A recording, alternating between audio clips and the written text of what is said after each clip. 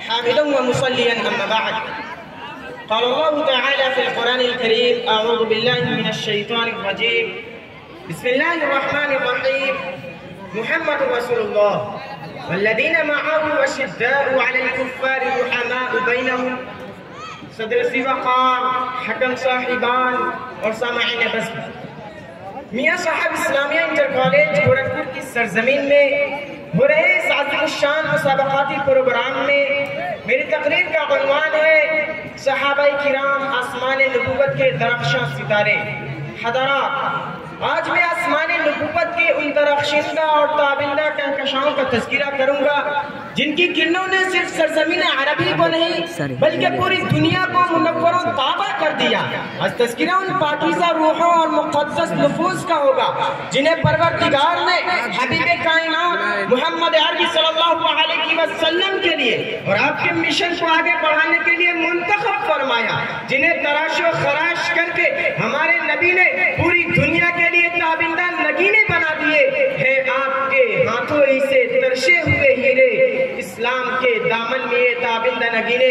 حکم صاحبان، صحابہ کرام کی جماعت و مقدس جماعت ہے جن کی عظمت و رفعت مقام و مرتبے کی گواہی دیتے ہوئے قرآن سورہ مجادلہ میں یوں گویا ہے: اولئک کتب فی قلوبہم الایمان وایدہم بروح من.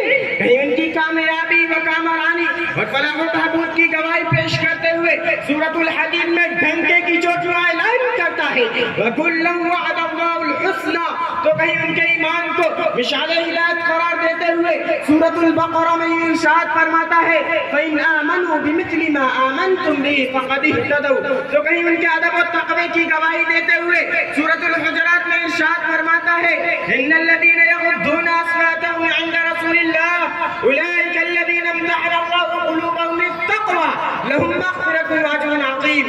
سامعین، صحابہ کرام آسمان نبوت کے وہ درخشاں کہکشائیں ہیں جن کی روشنی جب رومن امپائر پر پڑی تو پوری حکومت ہدایت کی روشنی سے منور ہو گئی.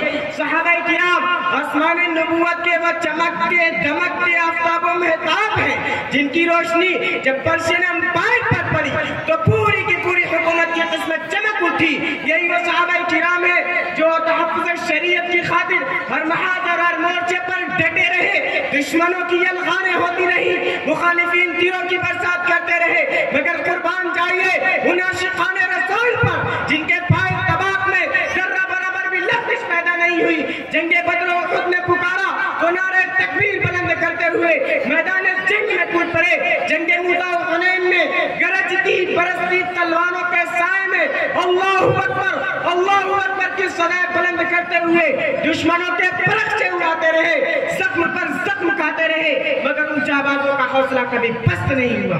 حضرات، صحابہ کرام نے عبادات میں، معاملات میں، اخلاقیات میں ورنت نقوش چھوڑے ہیں جن کی نظیر گزشتہ انبیاء کرام کے حواری میں نہیں تھی. جب انہوں نے عبادات کے میدان میں قدم رکھا تو قرآن نے کہا سیماہم فی وجوہہم من اثر السجود. جب معاملات، اخلاقیات اور معاشرت کے میدان میں قدم رکھا تو قرآن نے کہا یؤثرون علی انفسہم ولو کان بہم خصاصہ. جن کی امانت و دیانت، غیرت و حمیت، طہارت و پاکیزگی کی گواہی دیتے ہوئے ہمارے رسول صلی اللہ علیہ وسلم نے ارشاد فرمایا اصحابی النجوم بأیہم اقتدیتم اہتدیتم، کہ ہمارے صحابہ کرام آسمان نبوت کے درخشاں ستارے ہیں جن کی بھی اقتدا کرو گے کامیاب ہو جاؤ گے. میں اسلامیہ انٹر کالج گورکھپور کی اسٹیج سے یہ پوری دنیا والوں کو پیغام دینا چاہتا ہوں کہ دنیا والوں کان کھول کر سن لو.